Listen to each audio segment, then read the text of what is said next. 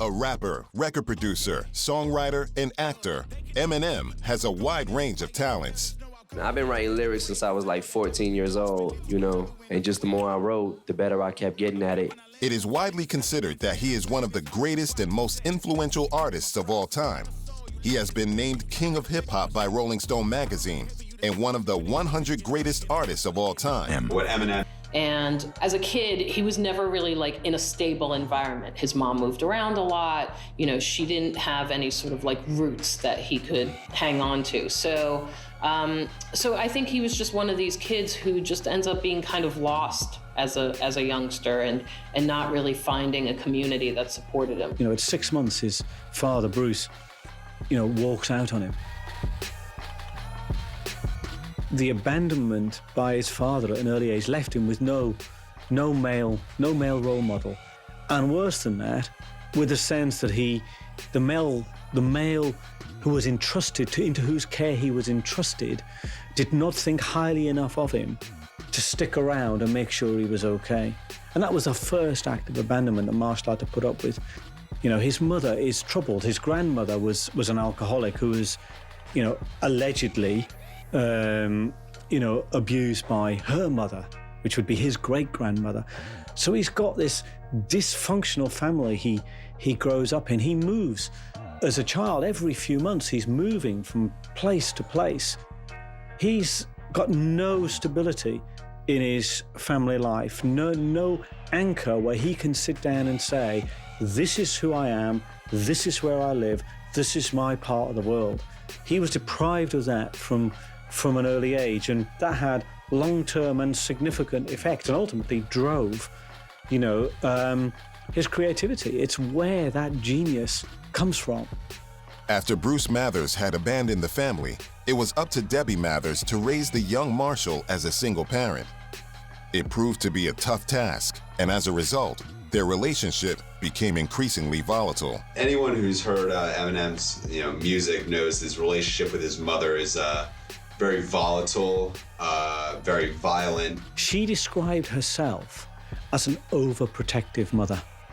She described herself as someone who smothered him a bit, perhaps mollycoddled him a bit, and didn't allow him to grow and be a strong, powerful man and be what a male child wants, really, which is go into the world and be a man. Eminem has never painted a pretty picture of his mom, Debbie Mathers. He's called her a pill popper. He said she was unreliable, that she was never around, that she dated the wrong kind of guys. It was clearly a very difficult relationship that perhaps started out really nicely as when he was a kid because she nurtured him and he was able to discover music partly because his mom allowed him access to that kind of stuff. It's as if his mother overprotected him. Now, the thing about maternal overprotection, people sometimes say, oh, what a good mother. She is always there for him, always protecting him, always doing this, that, and the other. But overprotection is a form of neglect. Every bit as neglectful and more difficult to spot than a mother who very overtly neglects a child and leaves a child screaming in the corner. And what she deprived him of, really, was his power as a boy and his power as a man and his masculinity.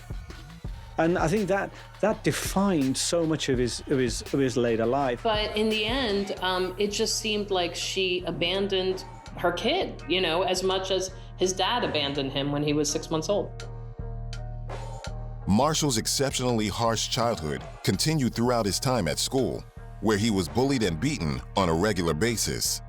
A white kid moving around constantly from place to place in black schools, black neighborhoods. He was a victim of kind of reverse racism, where he was the white kid. He was alienated from white kids because he wanted to be a rapper. He was alienated from black kids because he wanted to be a rapper. Since Bruce Mathers had walked out on Marshall when he was just a baby, his uncle Ronnie was now the only significant male role model in his life, and it was Ronnie who introduced Marshall to hip-hop. Uncle Ronnie gave him a copy of BC Boy's License to Ill. It's a very easy album for young white kids to access because it's very much based in rock music, at least musically. And it's very simple rhymes, very easy to understand. He was also into like 2 Live Crew and some of the rappers that were coming up in the late 80s and early 90s. And coming from an urban environment of Detroit, I don't think people really affiliated hip hop with Detroit so much until it exploded in the late 90s. But you could see that the roots to that music were laid much, much earlier in the late 80s and early 90s. But also, very revealingly, he later said, hip hop, he said, is about manhood. It's about being macho. And somehow he could see, through entering that world, he could find his masculine power, his male power, his power as a man. It was the only way he could find it and express it. So not only was hip-hop, and not only was his music and his creativity an outlet for him to express himself and to find a way to express this crazy world into which he'd been born and grown up in, it was also his way to find his identity as a man. Marshall's high school days were unproductive and unsuccessful. After repeating the 9th grade twice, due to truancy and bad grades, Marshall dropped out of high school. He became a fast food chef at Gilbert's Lodge at St. Clair's Shores in Detroit. Life in the Mathers household was tough, and his relationship with Kim was proving to be very unstable. Then in 1991 came the news that would turn Marshall's world upside down. So his teenage years were, I would say, rough. Throughout his teenage years and after the death of his beloved Uncle Ronnie, Eminem continued to focus on hip-hop, a source of escapism that helped him deal with his troubled life. In 1996, Kim gave birth to a baby girl, Haley Jade Scott, and soon after the birth of his daughter, Eminem released his first solo album, Infinite. As shown in 8 Mile, Eminem had really become battle-tested, quite literally. He would be in battle raps, and he would get a little studio time in Detroit with labels that would just fold about a year later. Nothing really ever came of it, but as time went on, he started to kind of develop his own sort of style. It was still very much based in the old, very much based amongst rappers like, Nas or AZ, and then he did Infinite. And that's really when he started, even back then, he would just say that was him finding his voice. If you listen to, the Slim Shady LP or like even things he did with Royce the 5'9", it's completely different guy, but nonetheless, you can still get a sense of someone finding his artistic voice. After the release of Infinite, Eminem's personal struggles and abuse of drugs and alcohol culminated in an unsuccessful suicide attempt. After Infinite was released and flopped, Eminem allegedly tried to commit suicide. And you can see the dynamics of this are pretty straightforward, really. Here you've got a kid who's been deprived of everything a child needs to grow up and be strong. He's been deprived of a nurturing and supportive family. He's been deprived of a peer group to which he can belong.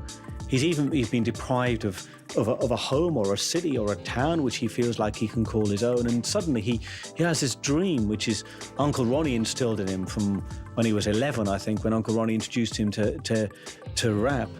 He's had this dream of being a rap artist. And then he releases his album and then it flops. He's used every resource, every available resource he's got left. This puny, timid, bullied child has got to the point where he's lifted himself up and he's found a means to express himself, and it flops. At that point, his world must have caved in. He must have felt as if whatever he did, there was no way out for him from the prison that he felt he was in, the psychological prison that he felt he was in, and that the bars, if you want, that his childhood and his youth had built around him. And at that point, he must have hit absolute despair and thought there is absolutely no way forward for me here. And mercifully for him and for all of us, he didn't succeed, because obviously he went on from there, pulled himself up again, and produced some of the best music of his generation. After Infinite had flopped, Eminem continued to battle rap his way through the underground scene in Detroit. Slowly, he started to make a name for himself. and his volatile personality was beginning to take over. He had a reputation, and rightly so, as on the, if you're on the underground battle circuit, where he was determined to make a name for himself, has been highly unpredictable. I mean, there are stories of... Traditionally, that's been a way for rappers to make a name for themselves in hip-hop, because, it's one thing to be able to, record in a studio and say interesting stuff that you've written down, but a lot of people think that if you can really come off the top of your head, can really perform before an audience, can make your opponent look bad, then you're a real bona fide rapper. Eminem's underground success led him on a path to the 1997 Rap Olympics in Los Angeles. His appearance at the Rap Olympics would ultimately set him on his way to superstardom and offer him a chance to collaborate with one of the biggest names in hip-hop. And that was really sort of like his breakout night, From what I've read, to see him perform live was just something that people hadn't really experienced. Yes, there was Vanilla Ice and the whole concept of a white rapper wasn't novel. The battle that launched him into stardom, he was the only white kid. A lot of people thought he should have won, and his friends did, but he ended up coming in second place. And some of his friends thought that was maybe because he was white. He was the only white rapper. But one of the black judges was saying at the time, look, just give it this white kid, he's so much better than all the others. Give the award, give the medal to the white kid. He's the winner by a country mile, because he just had this incredible raw talent. And he was head and shoulders above his peers in terms of his artistic creativity. There was a style, there was an urgency, there was like something way deeper that came out on that night, which got him his record deal. It came to the attention of Jimmy Iovine at Interscope Records, a hugely influential figure in hip-hop, and Iovine requested a tape of Eminem's. It made the rounds in the office. Iovine loved it. He played it for Dr. Dre, and Dr. Dre was not one to pick. And really, there's something almost quite biblical about this, because there's a very famous scene in the New Testament where Jesus says to his disciples, well, who do you say I am? And he's playing with the same thing. Who do you say I am? Who do you think I am? And he's provoking people into really confessing and admitting something about themselves and challenging them to see themselves in the way that they see him. And it's a wonderful, and only the greatest artists can do that. And Eminem plays the same game, and he does it to perfection. Even though it spawned a couple of huge hits, Guilty Conscience, in its own ways, a little bit as gimmicky as My Name Is, but it also had Role Model, which I think was more in tune with the tone Slim Shady LP had. The one thing that struck out to me is how lonely it is. Like, Royce the 5'9" is pretty much the only guest on that. This was just, for the most part, one or two or three guys producing, most notably Dr. Dre.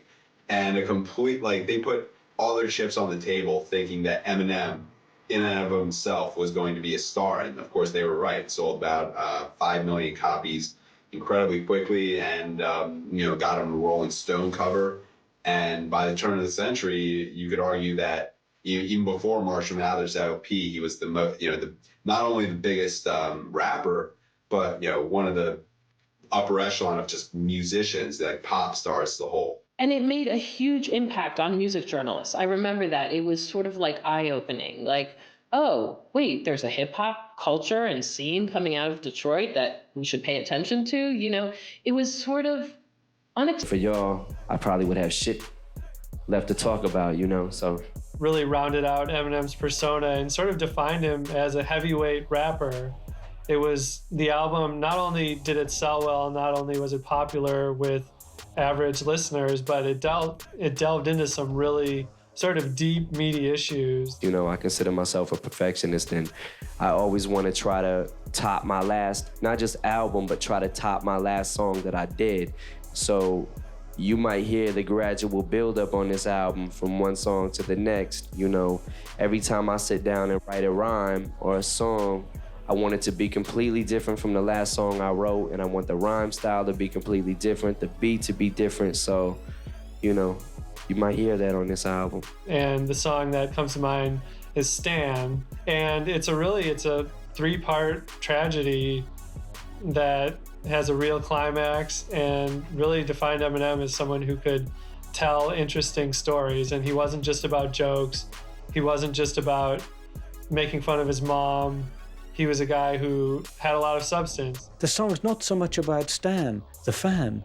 It's actually about Eminem and the complex world in which he lives, in which people find their identities by transferring all sorts of feelings and emotions onto him to try and make sense of their own lives, just as then he is struggling with his, and the sense that his life is out of control because he can't control what people are making of him. He can't control what people are saying about him. He can't control what people believe him to be. And that's what that message is. And the end of the... By an award-winning soundtrack, which contained the single that's seen by many as the quintessential Eminem song. The enduring legacy of 8 Mile might be the song Lose Yourself, which ended up being the first rap song to win an Oscar. The music video was filmed in Detroit and contains many scenes from the movie. It also features Eminem rapping next to the 8 Mile Road mobile court sign that appears in the movie, and also on the cover. And in any case, 8 Mile really helped bring Eminem to an even wider audience because the film was seen by lots of people who don't necessarily listen to rap music, but they got a chance to get inside his story and to learn what he was all about. And it pretty much made him bigger than he ever was. After 8 Mile had grossed millions at the box office, Eminem was back in the studio recording his fourth major studio album. Encore was released in 2004. The album proved to be Eminem's least popular to date, with fans and critics noting the subpar quality of the lyrics compared to previous Eminem albums. You know, the question that was left unanswered by the Eminem show, and even 8 Mile to a large extent, was where was Eminem, the rapper, going to take things? And Encore is, I guess, where people found out. You know, Encore was the first record Eminem made that didn't explicitly say who it was from the perspective of. It started to feel like Eminem was a caricature of himself. You know, it was becoming repetitive. It didn't seem novel anymore. And his rhymes were really simplistic. That was a big criticism that a lot of music reviewers had. Famously, prescription drugs were present. But what's important to remember is that most addictions start from feelings of abandonment, feelings of rage, feelings of shame, and that's the root of those addictions. The particular ways that those addictions find expression, the particular drug of choice, if you want, well, that's just down to chance and circumstance most of the time.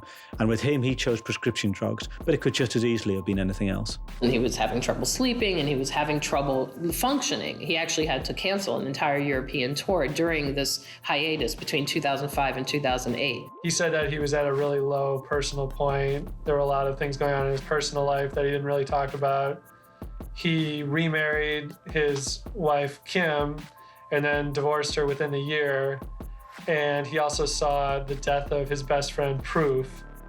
And that had this huge impact on him as well. And kind of coming out of drug addiction made it even harder. But I think it was a time to sort of reassess his life, where he'd come and where he could go. And I also think it was a very important time for family. So he went to rehab, he sobered up.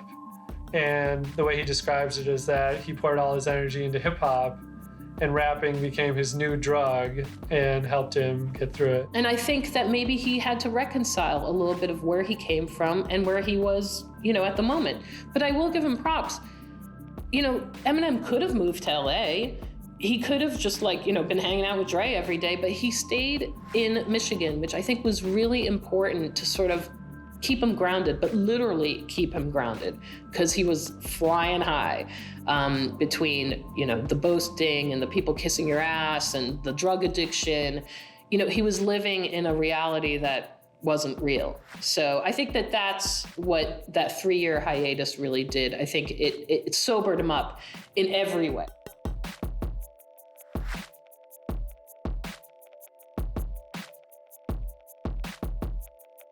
In 2007, Eminem purchased the Effigy Studio in Michigan and started the initial recording process of his next album, Relapse.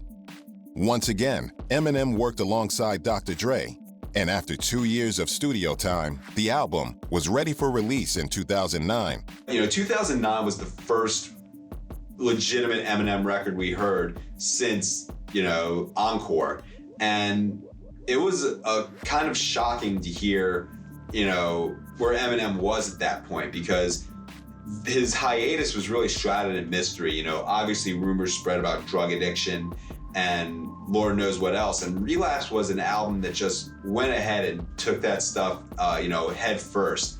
It was, arguably more shocking than anything he did on the Slim Shady LP 10 years prior, because the world had changed a lot, in 2009.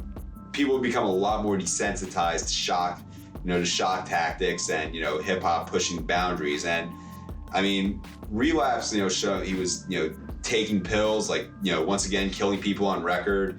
Christopher Reeve again, going at Mariah Carey, going at Nick Cannon. And whether it's up for debate whether it was as good as his earlier work, nonetheless, the public welcomed him with open arms. It sold incredibly well.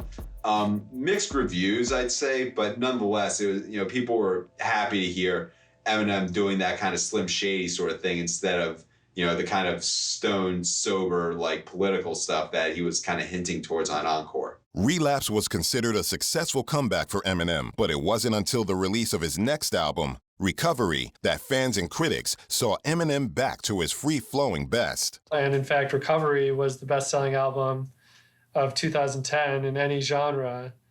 And it really resonated with people because I think Eminem did what he does well. And it was speaking from the heart and sort of talking about where he really was in his life at that moment and not trying to put on airs or try to be something that he wasn't. Not Afraid was, it's a recovery song, like, more than anything. It's the call of somebody who has just survived substance abuse and probably could have died or may have killed himself. And Not Afraid is about tackling all those things. It's about facing it head on and getting through. It's really powerful too because it didn't rely on gimmicks. It was just Eminem singing, not even rapping so much, singing, something that felt so true and so honest and so vulnerable. That's how I see Not Afraid, as a very, like, vulnerable but at the same time strong song. Love the Way You Lie was a really it was kind of a bold move because Rihanna was on that song as well, and Rihanna had gone through her own thing with a very abusive. Times were behind him. He was once again ready to regain his tag as the king of hip-hop.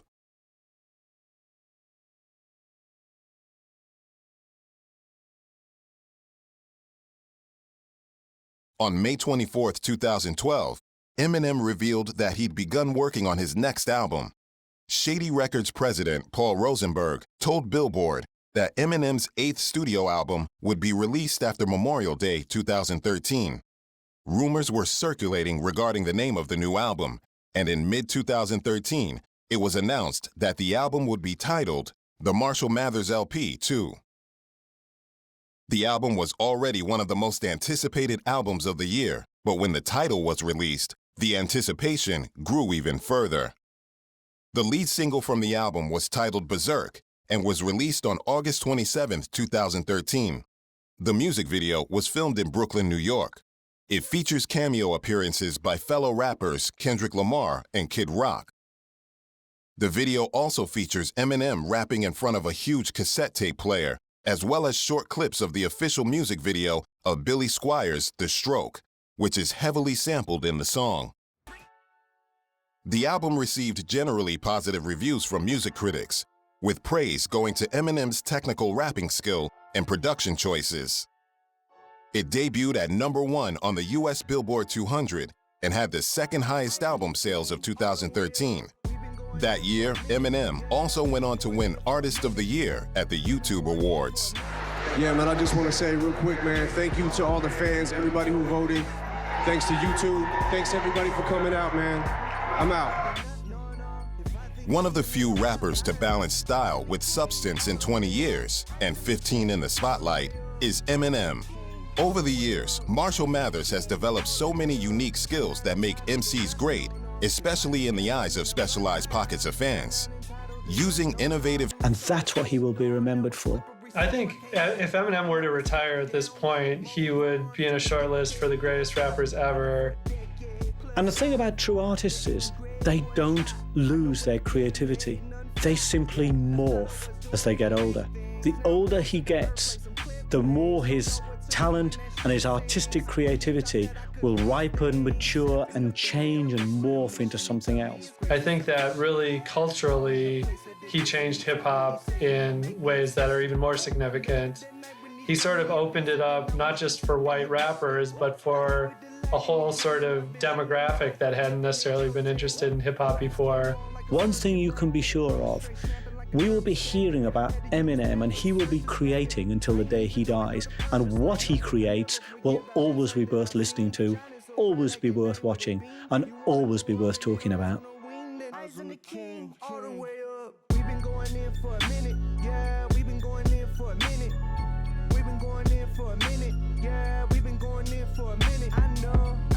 Entitled to nothing, no. If I think I am, then I'm bluffing. I'm not entitled to nothing, no. If I think I am, then I'm bluffing. Eyes on the king, all the way up. Eyes on the king, all the way up. Eyes on the king, all the way up. Eyes on the king, all the way up. I'm not entitled to nothing, no. If I think